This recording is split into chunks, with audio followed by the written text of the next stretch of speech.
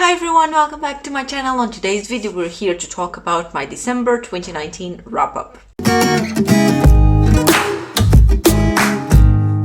So December wasn't the most productive reading month at all. In fact, it was the worst month of 2019 I had for reading wise. However, I still decided to do a wrap-up, and in order to keep it slightly more interesting, I've added also some children's books that I've read, just to say that I read more than what I actually did.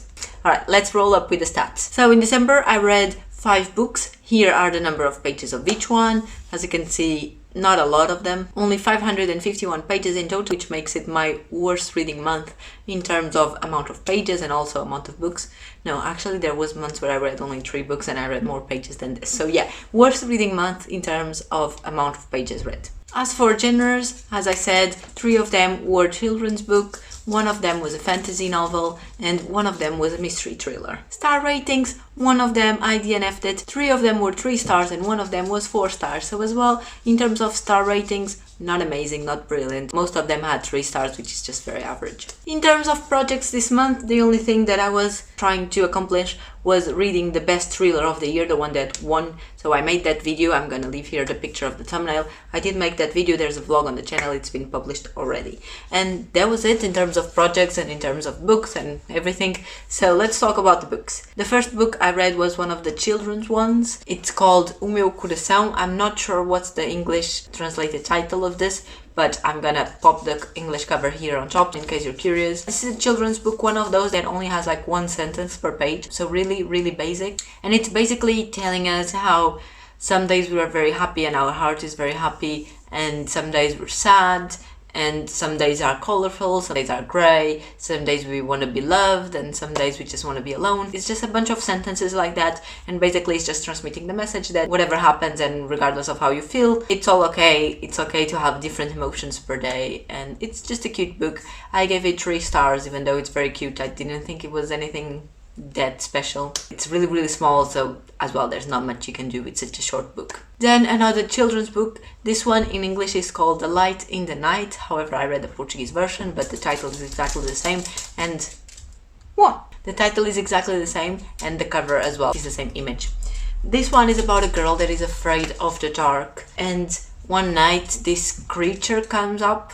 I think he comes from like a children's book or something, and together they go to this place and they go to explore, like there's a cave or something, and they go to explore it. They do it together, and then the creature is afraid of something. I don't remember what it was afraid, and then the girl helps him not be afraid of that. So basically they help each other surpassing their own fears. It's a nice story. I gave this one a 4 stars, even though I don't really remember the story.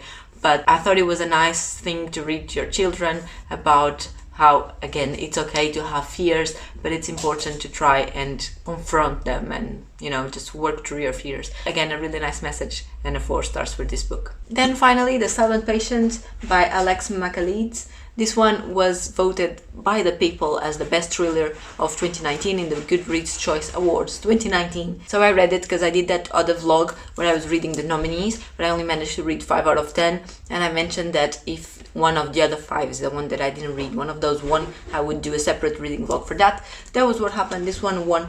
I read it. Tells us the story of this lady that killed her husband around 6 or 7 years ago, I believe, and since that day she never spoke again. She never said a single word, not to the lawyers, not to defend herself, not in court, ever.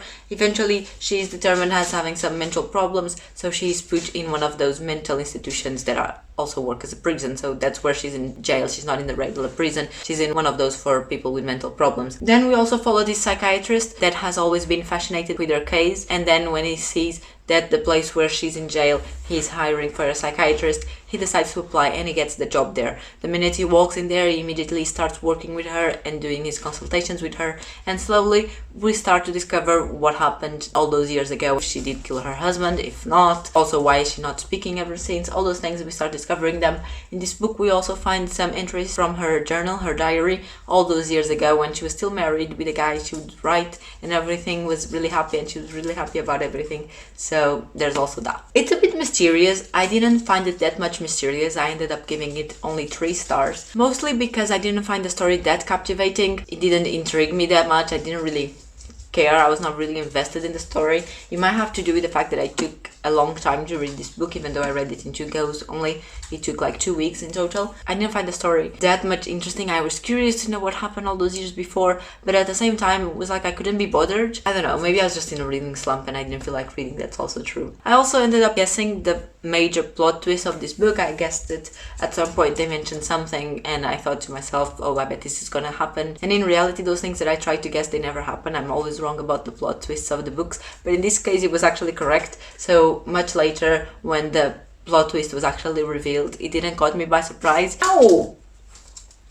So it didn't caught me by surprise, and I think that also didn't help with the classification of this book. I feel like if I hadn't guessed the plot, I would be like, ooh, this is really interesting, and that would help me maybe giving it even a 4-star. I don't think it would be a 5-star, but maybe a 4-star if I hadn't guessed it. But that didn't happen, so 3 stars for this one. Then I read another children's book. That one was called Greta and the Giants. I gave this book to Philippe as a silly Christmas gift, among other things. And before I wrapped it, I decided to give it a go as well and read it. It's something really simple. You read it in 20 minutes, half an hour. And basically it's the story of that girl, Greta Gutenberg, or whatever the surname is. It's how the giants are destroying the forest and all the animals that live there and killing the environment and all that. So one day she makes a poster, one of those like in a stick, and then a poster. She makes that just saying stop or something, and goes to the field where they're working, and she stays there by herself. And in the beginning nothing happens, but then a bunch of other people decide to join her and make more posters, and then eventually when there's a bunch of them fighting for the same cause, the giants notice that and they stop what they're doing, and this book ends up having a happy ending where the giants actually go and help plant trees and stuff like that. So I like this book in the way that it makes it very simple for kids to kind of understand what's happening to the world and the importance of sticking together and fighting together for the things that you believe. However, in this book there's a happy ending, and that's not realistic at all. And I feel like if you're trying to teach your kids about something that is realistic, then you should also make them understand like this story is not over yet. Like there hasn't been a happy ending, and the giants are not listening to people just because they are ending up posters, you know what I mean? I liked the story itself, and then the ending was just not very realistic, and I didn't think it matched the rest of the mood of this story. So I ended up giving this one a 3 stars as well. Finally, I started reading Evermore. This is the sequel to Everlast, a book that I read in 2018 and I absolutely loved it. I ordered this book on pre-order and I started reading it now exactly 1 year later after having it on my shelves. However, as you can imagine, because I read the first one in the beginning of 2018 and this one I started reading it at the end of 2019, so nearly 2 years have gone past between those two books. I could barely remember any details of the first book, and I'm not really someone who enjoys doing rereadings, because otherwise I could have got the first one, do a quick reread and refresh my memory about what was the point of the story. However, I didn't do that and I had no interest in doing it. So by the time I was reading this, I completely lost track of the story. I didn't remember anything that was happening. And also, nowadays I don't really feel like reading fantasy, even though I have a few books like that on my shelves. It's not something that matches my interests at the moment, and back then it did. And that's why back then I was so curious to read the sequel. But nowadays I don't really care about fantasy anymore. So grabbing this fantasy book was just something that I was not really in the mood. I started reading it and I was completely determined to finish it. But then I started reading this one and then it took me forever to read this one. Eventually the year finished and I went away for New Year's, and when I came back in January I even grabbed Everlast once again, but I just looked at it and I was like, I really can't be bothered to read this story. I'd rather read something else. I have so many things on my shelf that I'm curious about. So I decided to unfortunately move it to my DNF pile, and there we go. I haven't finished one of the sequels that I was most excited about. And there you go, guys. This was my December 2019 wrap-up. As you can see, it wasn't a very good reading month. I didn't read much. I decided to include here all the children's book that I read just so I could have something else to talk about in this video, because otherwise it would just be one book and it would be a bit pointless. But that was it, my last reading of the month. I hope you liked it. Let me know down there in the comments if you've read any of these books, or if you're curious, or I don't know. Let me know how was your December something. Let's chat down there, and I'll see you on my next video. Bye!